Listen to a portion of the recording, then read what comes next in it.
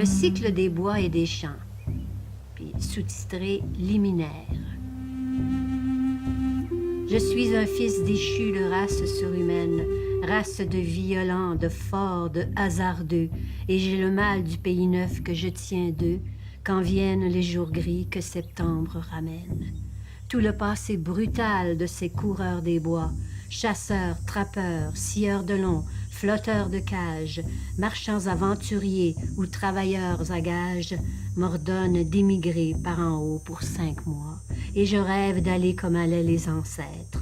J'entends pleurer en moi les grands espaces blancs qu'ils parcouraient, nimbés de souffles d'ouragan, et j'abhorre comme eux la contrainte des maîtres.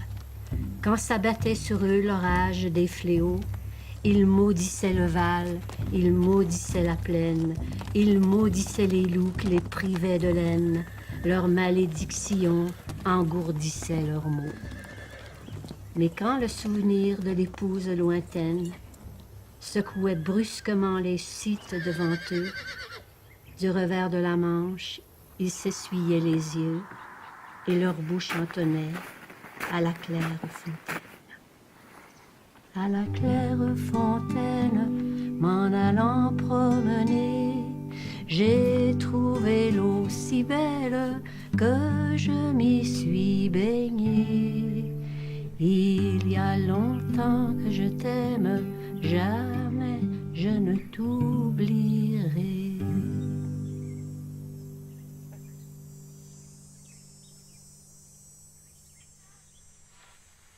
Friends of the radio audience, especially those located in the Eastern Township, I shall endeavor as briefly as possible to say a few words to you in regard to the Eastern Townships as a vacation land of surpassing beauty, requiring accommodation in advertising to make it a mecca for tourists from all parts of the country, both summer and winter. Dr. Bowen, c'était un gars originaire de la région. Il a fait ses études de médecine à McGill et, au lieu de pratiquer en ville chez les riches, il est revenu à Magog, pratiquer dans une ville ouvrière, manufacturière, où beaucoup de gens pauvres étaient malades. C'était un homme avec un sens social très développé. Il a été maire de la municipalité de Magog. Il soignait souvent les enfants des familles ouvrières sans demander grande rémunération. Et pour se détendre, il aimait se promener dans la région du Morford. Il ramassait des roches, il observait des fleurs sauvages, des oiseaux. Et il avait été impressionné par des modèles américains de conservation de la nature. Évidemment, on connaît les grands parcs de l'Ouest américain et de l'Ouest canadien, Yellowstone ou Banff. Mais de ce côté-ci du continent, il y avait des exemples américains intéressants, comme le parc Lafayette, connu aujourd'hui sous le nom d'Acadia National Park, dans le Maine, du côté de Bar Harbor, qui était un parc qui, au fond, avait été créé par achat de terres au bord de l'océan Atlantique par des hommes d'affaires de Boston et de New York. Et ils avaient acheté ces terrains-là et puis ils les avaient aménagés avec des chemins, avec des routes.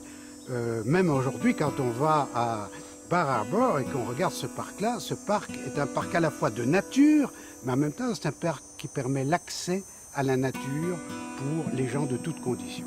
Alors ça, c'est le modèle du Dr Bowen. Et Bowen se dit, si on pouvait faire la même chose avec le Mont Offord. Et il commence à parler de son idée dans la ville, dans les chambres de commerce. Il est invité dans des villes voisines, les journaux s'en mêlent, et peu à peu, il y a un mouvement qui se crée pour un parc national au Mont Offord. For many years, it has been felt that some outstanding attraction, such as a national park properly administered, would not only serve as a local attraction, but would act as an advertising medium to those tourists passing through the townships to Montreal and various points north, especially those from the United States, whose main desire seems to be to get through as quickly as possible. Bowen, he was an innovative man with a lot of initiative. His interest was not necessarily in becoming rich, but to helping the people. And Dr. Bowen was one of the great initiators of Mount Orford Park. He put an awful lot of time into developing the area. I don't know any part of that park that has Bowen's name on it. They have forgot about Bowen. Au début, il s'est tourné vers Ottawa, car le gouvernement provincial ne semblait pas intéressé par la chose. Et c'est d'abord le gouvernement fédéral qui a été sollicité. On approche des années 30, c'est la crise, on dit il n'y a pas d'argent pour le parc. Très bonne idée, mais on verra après la crise économique. Dr Bowen ne s'est pas tenu pour battu. Et il a dit, puisque la compagnie de sciage américaine qui possède les terres du Morford a décidé qu'elle arrêtait ses opérations, il faut racheter les terrains. Racheter, oui, mais avec quel argent? La compagnie américaine n'allait pas les donner, elle voulait de l'argent. Et Bowen, à ce moment-là, a lancé comme tout un mouvement auprès d'individus qui ont voulu donner des terres, acheter des terres pour les donner à l'État. At the last session, a bill was introduced at Quebec by the Honorable Onésime Gagnon, Minister of Mines and Fisheries, to incorporate the park. Mr. Giroux, MLA for Brome County, sponsored the bill in the upper house and has done much to forward the project. À certains moments, le mouvement s'est transporté vers les municipalités. Pour des technicalités, il est apparu que c'était plus facile pour les municipalités de donner de l'argent que pour des dizaines et des centaines d'individus. Dans cette tâche-là, le Dr Bowen a été aidé par un Canadien français qui était Giroux, député de Brome et qui était un ami de Duplessis. Et cet enchaînement de liens a fait en sorte que pression populaire, argent donné par les municipalités et puis, disons, de bons contacts politiques, Duplessis a dit, écoutez, si vous ramassez de l'argent pour acheter des terres, le gouvernement va en ajouter et on pourra ainsi créer un parc. Et c'est ce qui a été fait. En 1937-38, par différentes lois, le parc national du Morford est créé. A sum of approximately $25,000 has been subscribed. Practically, this whole amount was given with labor employment conditions included. There are also about 40 municipalities who have not subscribed. The government has done considerable preliminary work. Armand C. Kripo, civil engineer of Sherbrooke, made a survey and advised that a road be built up the mountain, starting from the Montreal-Sherbrooke Highway about 1,800 feet east of the railway crossing at Orford Lake, and continuing a distance of 2¼ miles to within 500 feet of the summit. The cost of this road was estimated to be $40,000 per mile. Qu'allait-on faire de ce parc? Eh bien, c'est ça qui va peut-être surprendre les auditeurs d'aujourd'hui. C'est qu'on ne voulait pas en faire un parc de protection totale de la nature. On voulait en faire un parc de récréation. Un parc qui permette aux gens des environs, des villes manufacturières de l'Estrie et même de Montréal, même des États-Unis, de profiter de ce paysage splendide. Et ce que le Dr Bowen avait imaginé, c'est une route panoramique qui serait partie du pied de la montagne et qui serait montée, les automobiles seraient montées comme en Washington jusqu'en haut. Ça coûtait très cher, la crise ne s'y prêtait pas, on a eu des objectifs plus modestes. Alors, ce qu'il faut souligner, c'est que le Dr Bowen s'est tourné rapidement vers les associations de bénévoles, vers les associations sportives qui voulaient créer un golf, qui voulaient créer des pistes de ski de fond. Et à ce moment-là, le Mont Orford commençait à offrir un territoire pour la récréation. Parc de conservation, oui, mais parc de récréation surtout.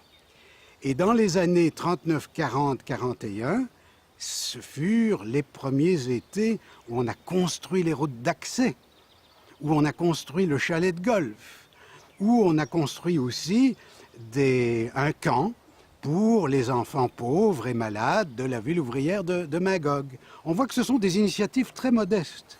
Même le ski n'a pas commencé par du ski alpin, ça a commencé par du ski de fond, par de petites remontées mécaniques qui se faisaient plus sur le mont Giroux, la montagne qu'on voit à gauche du sommet principal, et qui ont permis le développement d'activités de récréation, mais modestes, qui ne dérangeraient pas l'intégrité du parc.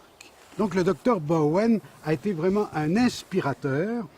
Il a réussi, grâce à l'appui de la population, francophone comme anglophone, l'appui financier des gens, de propriétaires et de municipalités, à faire racheter les terres des compagnies forestières et à créer ce joyau qu'est le parc national du Montfort. Mr. Frederick G. Todd, landscape architect of Montreal, also received instructions to examine Mount Orford with the special objective of developing it as a public park. Mr. Todd says, with its geographical location and the superbly rugged beauty of its crags, forests, and lakes, Mount Orford and its surroundings of about 25 miles may easily become one of the most magnificent parks of the East. To preserve these natural beauties for future generations and to make them easy access for the motorist and pedestrian should be the principal object in any plan of development. Mais quand on consulte les documents des bureaux d'enregistrement, on se rend compte qu'il y a eu au fond deux types de transactions. Il y a des transactions privées. Il y a effectivement au début des gens qui avaient certaines terres et qui les ont données au gouvernement. Mais le gros acheteur, c'était la compagnie Prouty de Newport, et elle voulait un bon montant d'argent.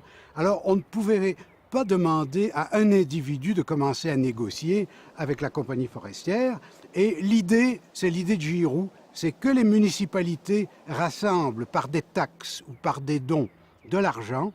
Cet argent sera donné au gouvernement, le gouvernement va l'accroître et toute l'opération se fera en une fois. On achètera à ce moment-là les terres à la compagnie forestière. Donc il y a eu les deux types d'apports, des apports individuels mais surtout des apports collectifs. In conclusion, I wish to thank on behalf of the Associated Boards of Trade all those who have helped in any way to make this project a success.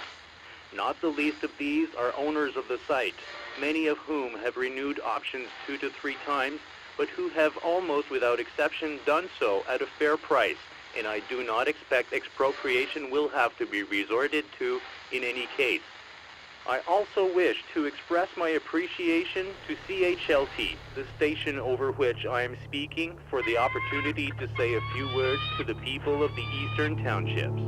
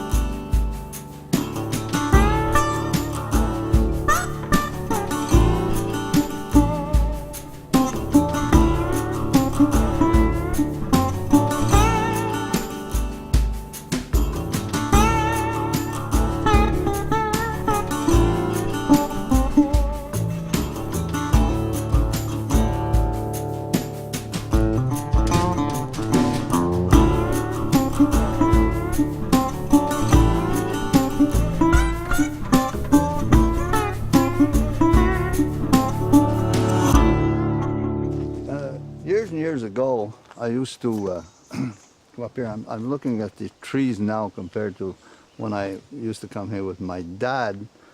And we used to come with the horses, like 4 horses, 2 on a roller. We used to ride on the back of the roller, which would be about 60 years old. And I'm looking at the trees here, back 60 years. And it's hard to believe, you know, there were no trees here. No trees at all here. And there was a field at one time, and then there were cows that would be in here. And this also was a farm. And there used to be a house in the barn on top of the hill there. And there were people, I remember the names, Nilsson. And there again, no trees, farmland. And now the only trees I remember distinctively when we were here rolling were these here, which are perhaps over 100 and some odd years old.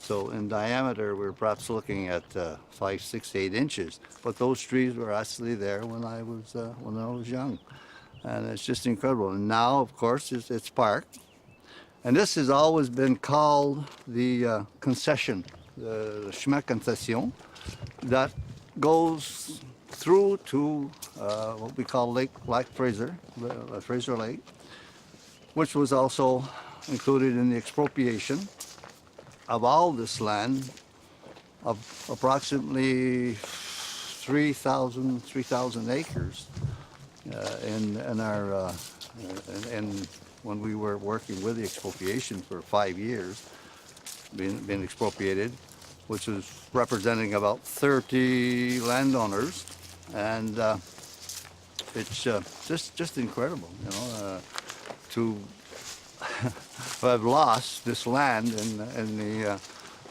expropriation overnight. It took a lot of adjustment, but we had to accept it.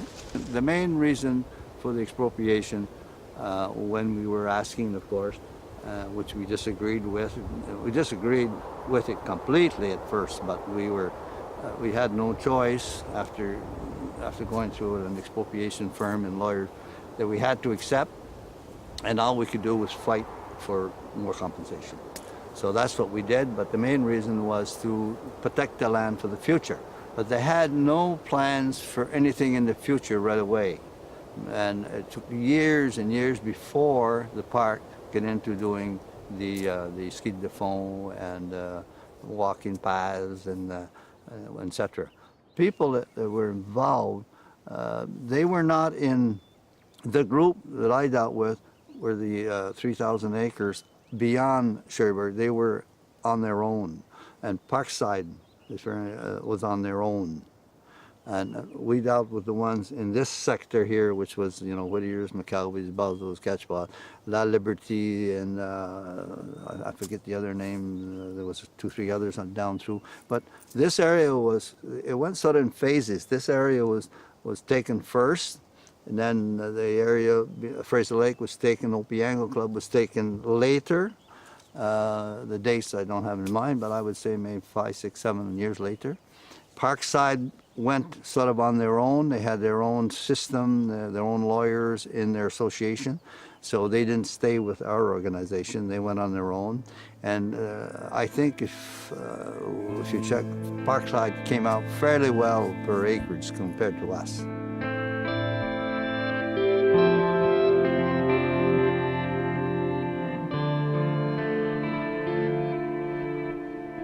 My brother used to own, I think, around 115, 25 acres there. He built a beautiful sugar camp, and he used to cut his own wood there. He never sold any wood. He used to cut his own wood for himself, and he used to make his own sugar. And they had skidoos, and the groups would get together and go there and have coffee and tea and donuts, and they just had a good time. And bingo, overnight, expropriation. And my brother Gordon, he just really put him, you know, down, you know. He actually was so disturbed that we had problems with him, and he was a very strong man like myself, and he just couldn't accept that. So he sold his land, which he owned in Magog, and actually it was the mayor, Johnny Zion, that bought it. And he went into Perth, Ontario, bought a big farm in Perth, Ontario. He adjusted, but never to 100%. Fell sick in about 1 year after and died. So we always felt that the shock of all this, just, you know, just couldn't take it. And so that's about the end of the story.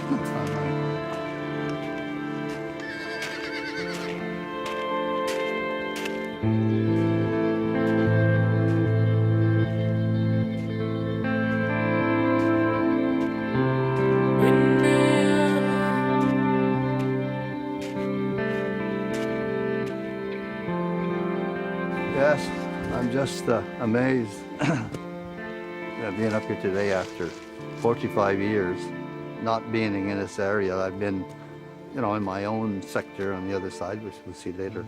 But just amazes me to see this original rock that's been here back at that time and how many years before. And we look over there and we see that one that has been moved. That one perhaps was closer here and they moved it out for the road. and it's just fantastic. So our choice was to go in the woods because we love the nature. And we came in this part of the woods, which was directly north from here, which was my dad's lot over here.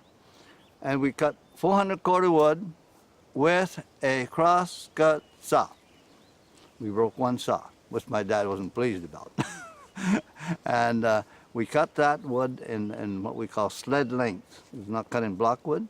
And my father used to come in the winter from the farm with the horses and take 2 load out to the Aldridge farm, not where we were down before at the concession.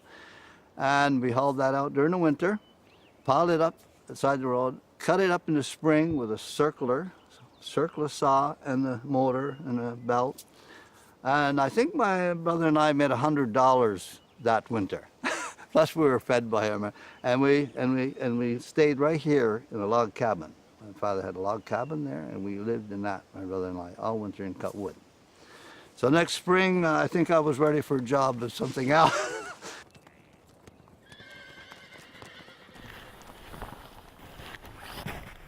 This was an area we hunted also. And we were about 5 hunters, and we all knew this land like, you know, every inch of the land. We knew where the deer crossed, and we never went without deer meat because, you know, we only worked, you know, shot the deer within the law, the bucks at that time. And it was nothing for us to have 1-2 deer every weekend here because we knew the woods, we could outsmart the deer. And I gotta say that I've had a lot of trouble hunting with a lot of guys because I'm still a hunter. I have to say I'm a native hunter. I go in the woods, and if I do not outsmart my animal, I'm happy that it's free. And I think that's the way it should, and I've hunted now. Well, I've had licenses for 50 years, so, you know, and then coming back to the land here, I've shot many partridge here with this gun.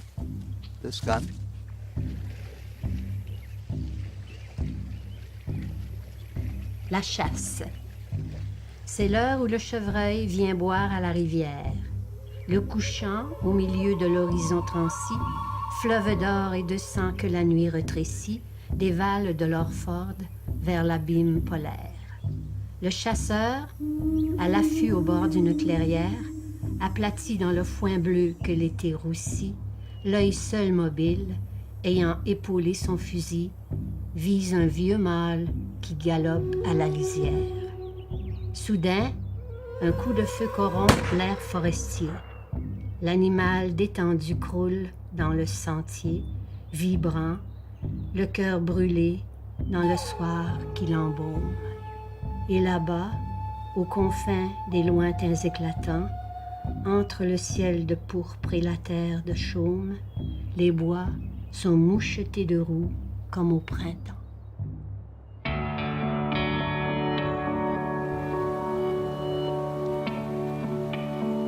La région de Magog, du lac Memphremagog, c'est une des régions les plus poissonneuses qui existaient lorsque les premiers Blancs ont commencé à s'installer à la fin du 18e siècle. Alors nous savons par toutes sortes de témoignages que les saumons remontaient les rivières, les esturgeons, et il y avait dans le lac Memphremagog une sorte de truite saumonée très grande, très lourde parfois, on faisait des prises jusqu'à 80 livres, qui attiraient les pêcheurs sportifs, la longe ou la longue. Malheureusement, c'est un trait nord-américain, les ressources, croit-on, sont inépuisables, le braconnage s'est mis de la partie, et en quelques années, toutes ces ressources de poissons ont été largement entamées. Des esprits ont commencé à s'émouvoir. Vers 1858, nous avons des gens influents, des hommes politiques, comme Alexander Galt, qui est un père de la Confédération, le juge Brooks, le docteur Worthington, des gens de Sherbrooke s'émeuvent et vont pousser le gouvernement du Canada à établir une loi pour limiter la pêche dans la rivière Magog pendant une partie de l'été pour éviter que les poissons soient pêchés au moment du frai. Mais ça ne suffit pas. En 1858, ils ont l'idée de créer une station piscicole à Sherbrooke. Pour toutes sortes de motifs, ça ne marche pas. Nous sommes en pleine crise qui va amener la Confédération et il va falloir attendre les années 1880 pour que le projet reprenne forme. En 1880, on va construire à Magog une station de pisciculture. Le gouvernement fédéral va financer la chose et ça permettait à ce moment-là d'aller chercher des œufs de truites et de poissons blancs en Ontario et en même temps de les développer ici dans la région, des petits alevins qui allaient devenir de petites truites et puis qu'après ça, on larguait dans la rivière, dans les lacs, dans les cantons de l'Est, mais aussi dans d'autres régions. Et cette station a continué à fonctionner jusqu'en 1943, jusqu'au moment où le gouvernement provincial en a créé une autre près de Coaticook, au lac Liston. Voilà, nous sommes sur la piste cyclable qui est sur la rive droite de la rivière Magog. Nous sommes à peu près à mi-chemin entre le pont sur la rivière, qui est le pont de la rue Murray, et l'ancienne Dominion Textile. Et nous sommes sur une espèce de remblai, de digue, qui a permis en 1880 de changer le cours de la rivière, de rétrécir sa largeur pour avoir un barrage moins large et avoir plus d'eau pour faire tourner les moulins de l'usine de coton. En arrière de nous, se trouvent effectivement les ruines de ce qui était la station de pisciculture. Cette station de pisciculture, comme on le voit sur d'anciennes photos, se trouvait antérieurement à l'apparition de l'usine de coton et elle a été construite dans les années 1880. Aujourd'hui, ce qu'il en reste, ce sont des fondations, des éléments qui servaient à soutenir le bâtiment qui servait à la fois au développement des poissons, mais aussi à la résidence du surintendant. La création de la station de pisciculture de Magog est, je dirais, un premier élément d'une prise de conscience que les ressources naturelles sont en danger.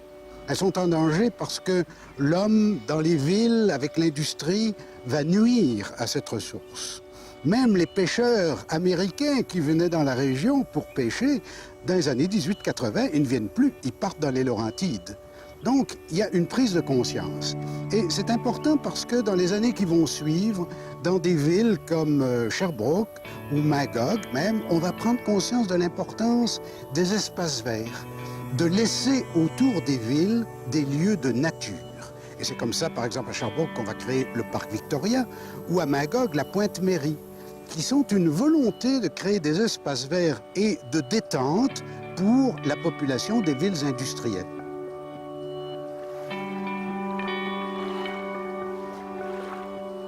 La station de pisciculture de Magog, c'est une première au Québec et ça montre, je dirais, l'intérêt des gens de la région pour protéger la ressource. Et nous sommes dans les années 1880.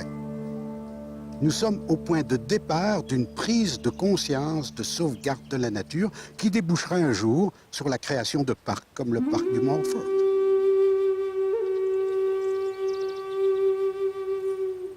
La région des cantons de l'Est est connue comme étant la plus anciennement peuplée au Québec, puisqu'on a trouvé au lac aux Araignées, près de lac Mégantic, des traces d'une occupation amérindienne qui remonte à 10 000 années avant aujourd'hui, c'est-à-dire quelques siècles après le recul des glaciers. C'est donc dire que les cantons de l'Est ont toujours connu une occupation amérindienne, même si les fouilles archéologiques ont été souvent le fruit du hasard. C'est ainsi que nous sommes à Magog, à hauteur de la Pointe-Mairie. Et nous savons qu'en 1908, quand la ville de Magog, sous l'influence du docteur Bowen, décide d'aménager la Pointe-Mairie en un parc pour la population, on fait des fouilles et on trouve par hasard des tombes amérindiennes.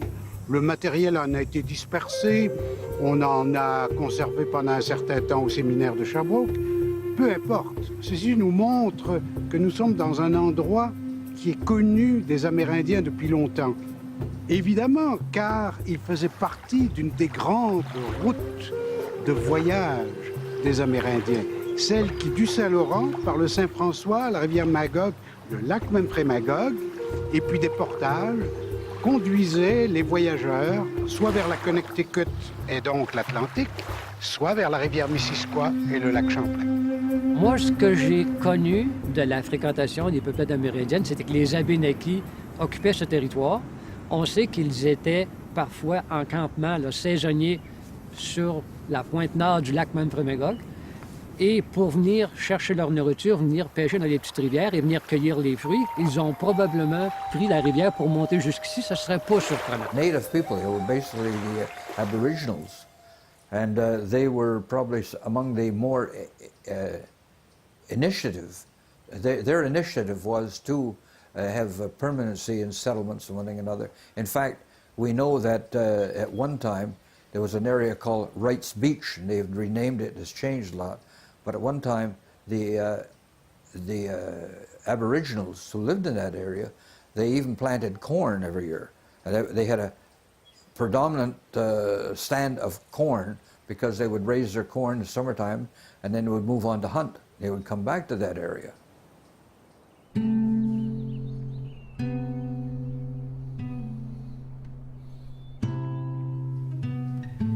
Les récoltes.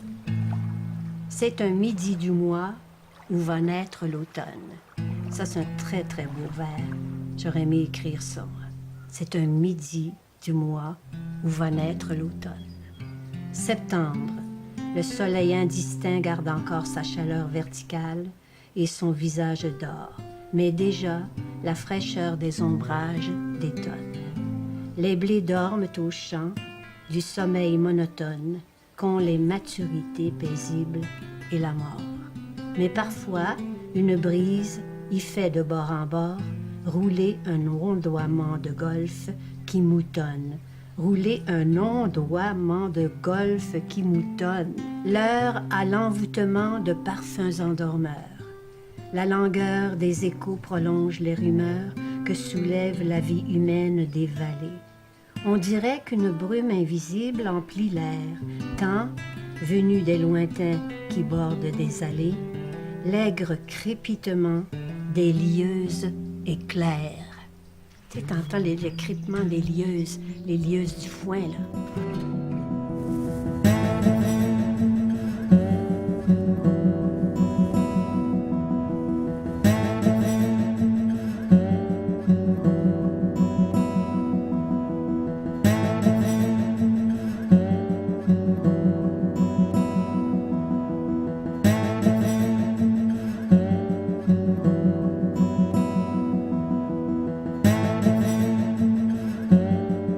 C'est évident quand on est à Magog et qu'on regarde le mont Offord, c'est une montagne qui domine le paysage. Et quand on vient de Montréal, de nos jours par l'autoroute, on voit aussi le mont Offord se profiler très longtemps à l'avance. Le mont Offord repose sur les vestiges d'un volcan qui a avorté et il y a plusieurs de ces cas-là en région. On voit des sommets qui se dressent d'une façon conique. C'est différent des crêtes allongées parallèles qu'on voit dans l'ensemble du paysage et qui, elles, résultent de la collision entre les deux continents. Donc, il y a deux mécaniques qui sont responsables. Une masse de lave qui s'est infiltrée dans des intrusions dans la roche pour former les cônes et le plissement qui s'est produit lorsque les deux continents se sont télescopés. Et c'est ce qui a fait, au fil des millions d'années qu'on a vu passer, que la morphologie du relief de l'Estrie a une configuration particulière. Donc, c'est la collision entre les plaques continentales qui a fait l'assise de base. Par la suite, il y a environ 65 000 ans, la quatrième glaciation a commencé. Il y avait ici, où on se trouve actuellement, entre 3 et 5 kilomètres d'épaisseur de glace qui glissait sur le paysage. Alors, vous imaginez qu'avec une pression qui équivaut à environ 100 000 tonnes par mètre carré, un glacier qui glisse sur la roche fait beaucoup d'usure. Alors, quand vous voyez des collines arrondies, des vallées en forme de U, ça, c'est le travail du glacier. Donc, ça a libéré beaucoup de sable, beaucoup de petites roches friables qui sont venues se déposer dans le fond des vallées et qui a changé, disons, la dernière petite patine sur le relief de la région. En général, le relief du mont Offord, c'est une série de petites collines entrecoupées de vallées escarpées où on retrouve des petites rivières et quelques lacs. À l'alternance des collines et des sommets en cône dont on parlait tantôt, il y a aussi des vallées assez étendues qu'on voit en périphérie du parc du Mont Offord. Et ces vallées-là sont généralement des sédiments glaciaux lacustres, c'est-à-dire les lacs qui ont été formés suite à la fonte du glacier ont transporté beaucoup de sédiments, beaucoup de matière organique, et c'est ce qui a constitué les sols qui sont aujourd'hui très propices à l'agriculture. Et on peut voir à différents endroits du haut de la colline, on voit les fermes très bien réparties, là, comme une petite mosaïque de fermes là, sur le bas de la vallée. Alors, ça nous donne un autre indice là, d'un des grands agents de formation du paysage qui était la glaciation. Le Mont Offord a une altitude de 853 mètres. La base est à 350 mètres environ. Alors, la végétation est répartie en fonction des conditions écologiques qu'on trouve en altitude. Plus c'est bas, plus c'est doux, plus c'est typique des forêts du sud, et plus on monte vers le sommet, plus on s'en va vers la forêt boréale. D'ailleurs, vous avez vu en montant, les feuillus sont en bas, les conifères sont en haut. Le domaine du Mont Offord, c'est l'érablière à tilleul, qui est un feuillu des forêts tempérées. Donc, on a ces types de forêts-là ici. C'est de voir si on descend vers le bas de la montagne. Une érablière typique, c'est une forêt à 4 étages. Il y a la strate au ras du sol, les mousses et les lichens, qu'on appelle la strate mucinale. Ensuite, on a les plantes herbacées, les petites plantes qui fleurissent au printemps. On a la strate arbustive et ensuite la strate arborescente. Ça, c'est la composition, si vous voulez, de l'image d'une forêt typique d'érablière. C'est donc une montagne repère, comme Owl's Head, un peu plus bas sur le lac Memphremagog. Ce sont des montagnes repères d'abord pour les Amérindiens, qui peuvent ainsi mesurer les distances à parcourir sur le lac.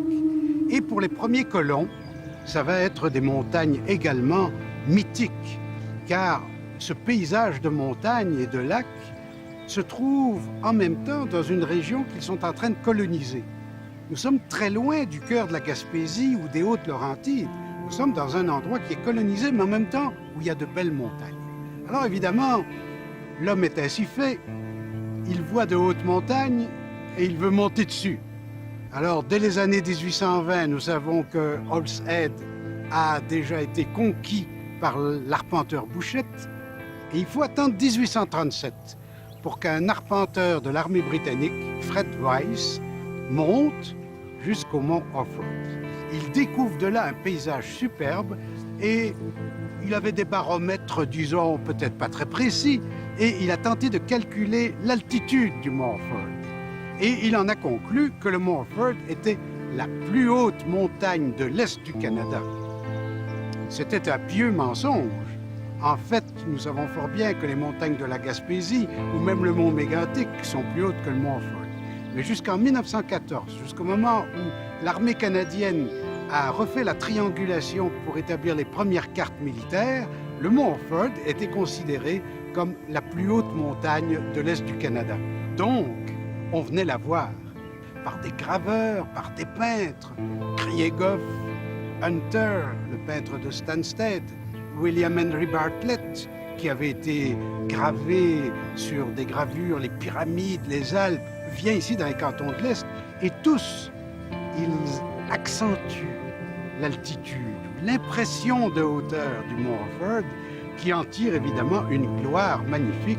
C'est maintenant la montagne qu'on veut voir. Tout le monde ne grimpe pas sur l'Offord, mais tout le monde vient voir l'Offord, surtout dans les bateaux. Ces bateaux qui, à partir de 1850, vont faire la traversée du lac de façon régulière. Ce sont des bateaux un peu comme des trains, des bateaux à vapeur, avec des arrêts. Il y a des quais un peu partout. Le bateau part de Newport au Vermont et vient jusqu'à Magog. Et en plein été, dans les dimanches d'été, on a des centaines et des centaines de touristes américains et canadiens qui viennent voir les merveilles du lac dans l'Offord. Alors, Joseph Bouchette était sûrement le premier qui a eu le goût de faire des esquisses sur le paysage de la région parce qu'il était arpenteur et il avait participé au premier arpentage de la région. Il connaissait donc bien la région. Mais en fait, l'impact de la British American Land Company a été celui d'une compagnie britannique qui voulait amener des colons irlandais, anglais et écossais dans la région de Sherbrooke. Et pour cela, ils devaient évidemment améliorer les moyens de communication. Alors c'est eux qui ont, d'une certaine façon, créé le premier réseau routier de la région. Et entre autres, ils ont créé une route depuis le fleuve Saint-Laurent, au sud de Trois-Rivières, près de Nicolette, jusqu'à Sherbrooke, avec un service de diligence. Et après ça, une route qui allait vers Montréal, en passant non loin de Magog et du Morford. Et donc, ce réseau routier va amener non seulement des colons, mais va aussi amener je dirais, non pas les touristes, mais ceux qui vont attirer les touristes, les dessinateurs, les graveurs et les peintres. Il faut savoir que dans l'histoire du tourisme en Occident, il y a tout d'abord, je dirais, les pionniers, ceux qui les premiers découvrent une région merveilleuse, en font des dessins, des esquisses. Et nous avons là Bartlett. Bartlett prend la diligence, il arrive à Sherbrooke, il va un peu plus loin à Magog, il découvre ce lac Memphremagog et il commence à en faire des esquisses. Quand il va rentrer à Londres, il va faire graver ces esquisses et ça va être diffusé dans le public britannique et bientôt américain. Donc, des tas de gens qui ne savent même pas que le Québec ou le Canada existent vont tout à coup avoir des gravures du mont Orford, du mont Horsehead, du lac Memphremagog. Et je dirais, à partir de ce moment-là, il y a comme un engouement. D'autres artistes vont venir de l'étranger, mais aussi de la région, comme John Fraser, comme Alan Edson. Alors ces artistes-là vont tous être séduits. La vue que nous avons en arrière de nous, c'est la vue par excellence que les peintres vont choisir pour le mont Orford. C'est la vue qu'on a quand le soleil, soit le matin, soit le midi, soit même à l'approche du couchant, va éclairer les pentes de façon différente. Et donc, on a déjà parlé du mythe du mont Orford, qui est un peu à l'origine du parc du mont Orford. Mais ce mythe va être entretenu par les peintres. Et il y a donc, si vous voulez, une première image du mont Orford, qui n'est pas une image photographique, mais qui est une image picturale, et qui va séduire l'imaginaire pendant longtemps. Le livre que voici n'est l'œuvre d'un artiste. C'est tout au plus un humble ouvrage d'artisan, à qui mieux eût valu de rester paysan, comme le furent tous ceux-là par qui j'existe. Le rythme de ces vers est si lourd qu'il m'attriste, et j'ai su le frisson du doute en les faisant. Tels quels, pourtant, je vous les offre en m'excusant que si peu de la force ancestrale y subsiste. N'importe, j'eus l'espoir d'en vaincre les miens, de laisser en mourant moi-même quelques biens et l'honneur de garder vaillante leur lignée. Trop faible pour ouvrir comme eux un sol nouveau, j'ai mis leur conscience et leur âme acharnée à modeler le rêve obscur de mon cerveau.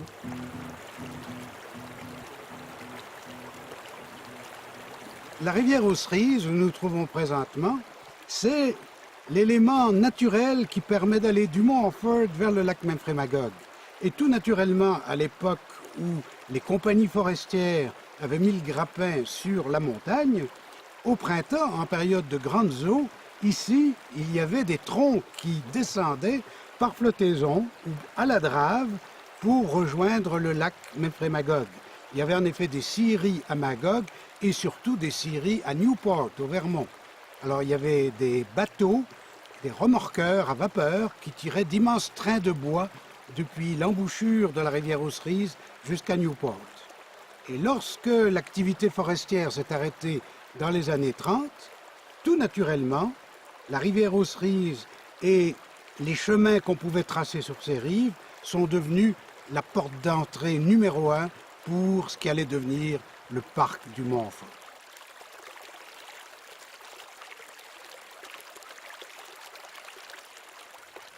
And lumber, at that time, was what is ample and plentiful and cheap. Well, it isn't always sustainable as an income, but then these people that have that sustainable income off lumber were cutting timber on Mount Orford and that vicinity. And at that time, the predominant growth of timber was softwood. We know that softwood floats, hardwood sinks.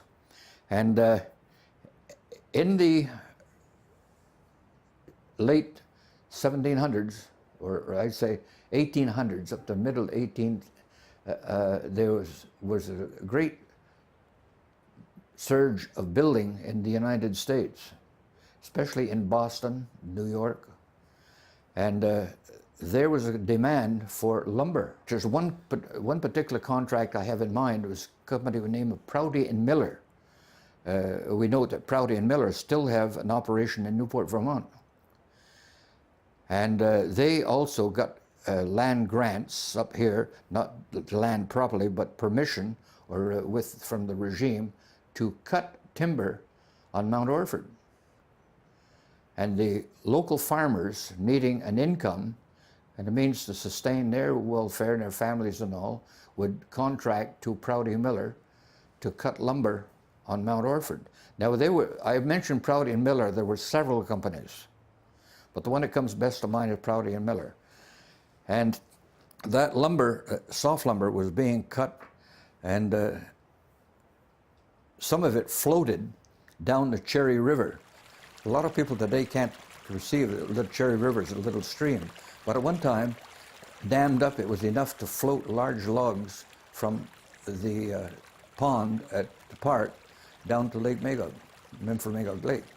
Now that was done through several steps. The first step was, of course, that they had a dam at what we now call Cherry River Pond, and it was floated down to Cherry River, then named Tubbville, because Buzzles, being very imaginative and effective designers, they were the people who provided the greatest incentives, because they were, the Buzzle family were the initiators of business and industry.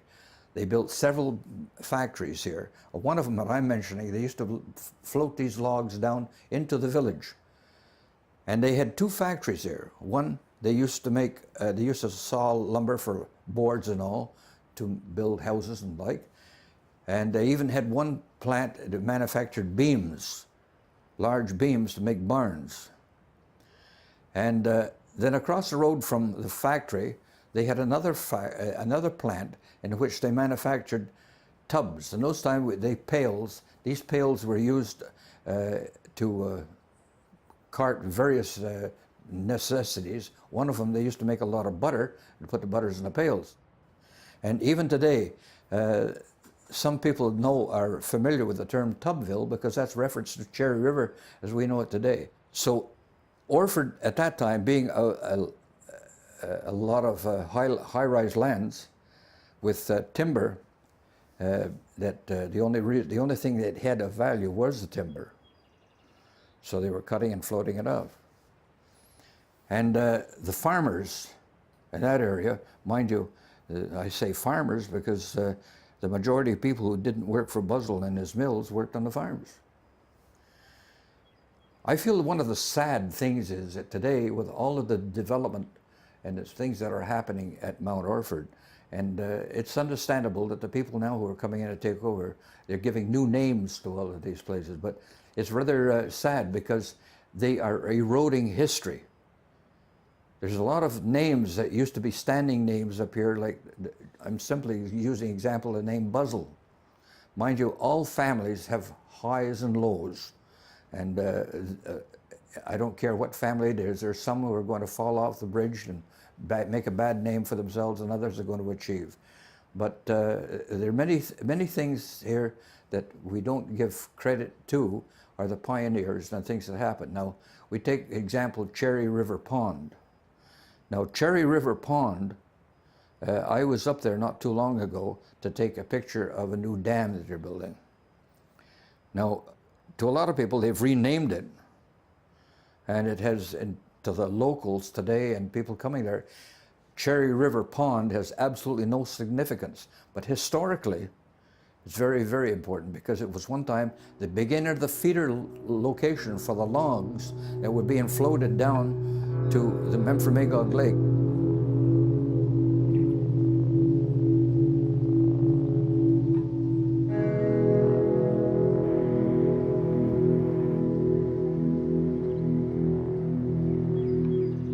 Il faut dire que les cantons de l'Est ont été, avec la région de Charlevoix, les deux dirais, les deux thèmes préférés des paysagistes canadiens.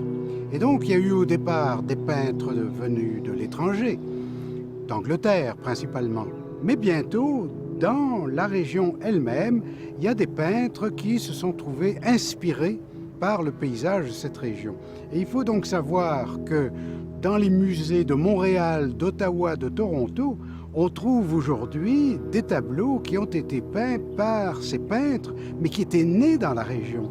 Et qui même une fois installés à Montréal ou à Toronto, les villes industrielles, commerciales et actives, revenaient passer leur été dans la région et là se livraient à leur passe-temps favori. C'est ce qui explique que la région du Mont Orford et du lac Memphremagog est particulièrement bien représentée dans l'encyclopédie picturale de la région. Alors que d'autres montagnes aussi belles, comme le mont Mégantic ou les montagnes de Gaspésie, n'ont pas eu cette chance. Alors évidemment, il y a tout d'abord un grand monsieur de la ville de Stansted qui s'appelle William Hunter et qui a fait des dizaines de gravures dont la plupart ont été transformées en gravures coloriées. Et ça s'appelle, son recueil s'appelle Eastern Township Scenery. C'est donc le paysage des cantons de l'Est. Alors je dirais la table est mise et beaucoup d'autres artistes comme John Fraser, plus tard Simpson Coburn, même Jean-Paul Lemieux ou Alan Edson, ce sont des gens qui vivent à Montréal ou à Toronto, mais qui sont natifs des cantons de l'Est. Et alors ils reviennent passer l'été dans leur famille et ils reprennent leur activité favorite. Et c'est ce qui explique que nous avons ainsi de nombreux peintres qui ont laissé des tableaux dans les musées d'Ottawa, de Toronto et de Montréal. Edson, Coburn, Jean-Paul Lemieux, que dire?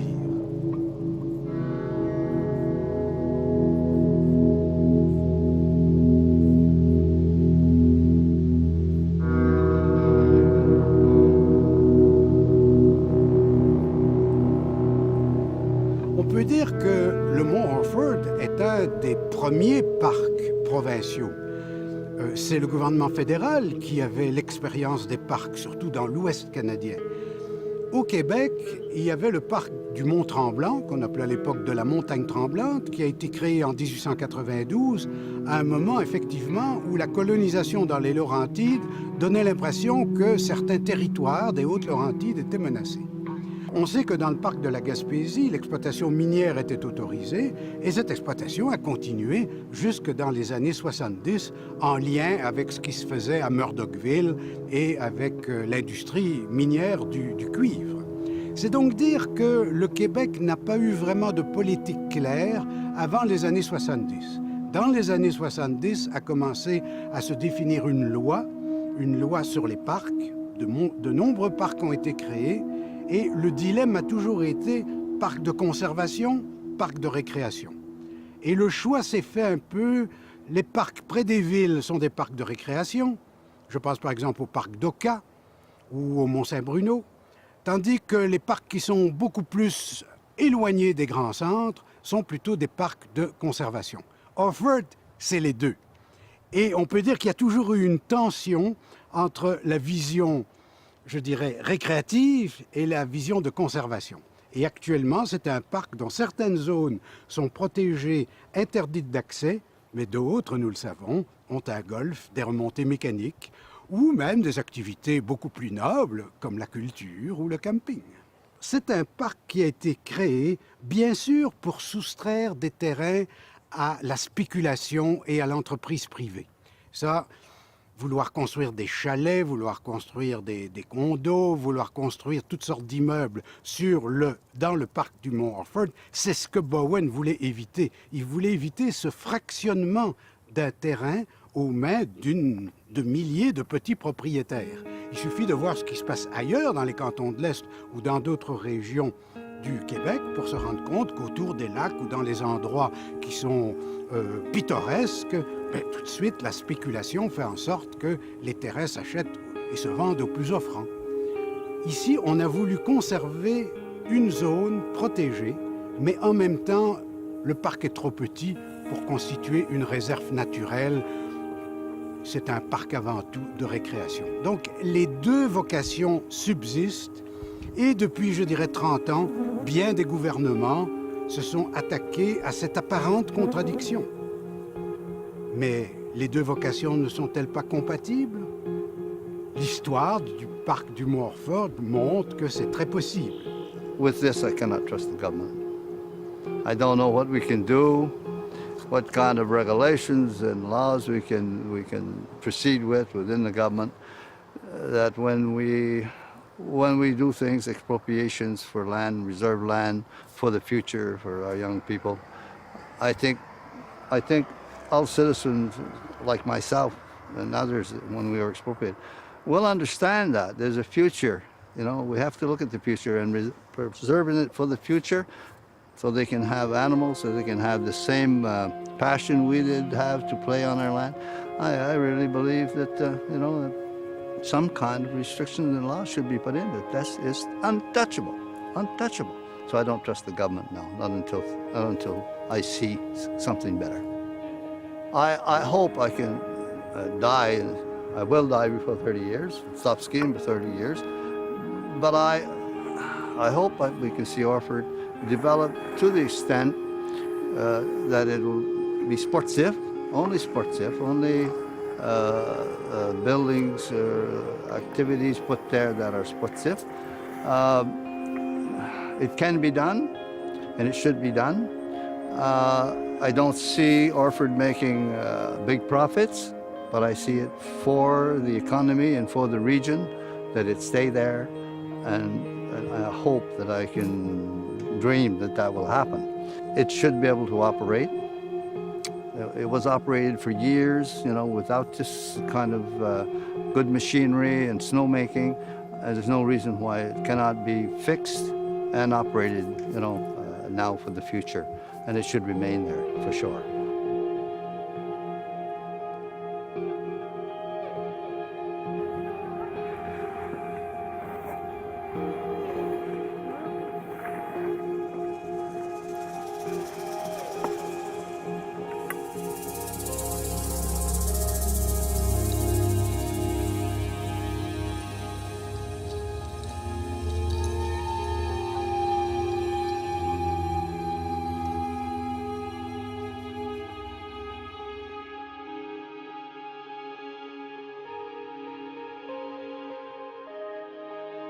À l'ombre de l'Orford vivait le poète, celui qui espérait une poésie indigène, une communion mystique avec la nature.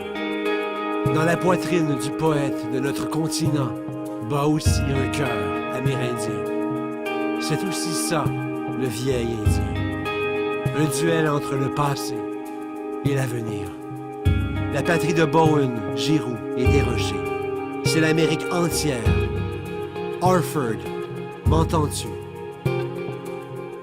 Un legs pour les 7 prochaines générations, où récréation et conservation peuvent cohabiter, mais où la spéculation doit cesser. C'est l'Amérique entière. Orford, m'entends-tu? Mais les mots indistincts que profère ma voix sont encore un rosier, une source, un branchage, un chêne, un rossignol parmi le clair feuillage. Et comme au temps de mon aïeul, coureur des bois, ma joie ou ma douleur chante le paysage. Les terres défrichées par les Catchpa, Buzzell, Cook, Kisteman, Rodier, La Liberté, Langlois, McCarvey, l'Espérance, Powers, Whittier. C'est l'Amérique entière. Orford, m'entends-tu?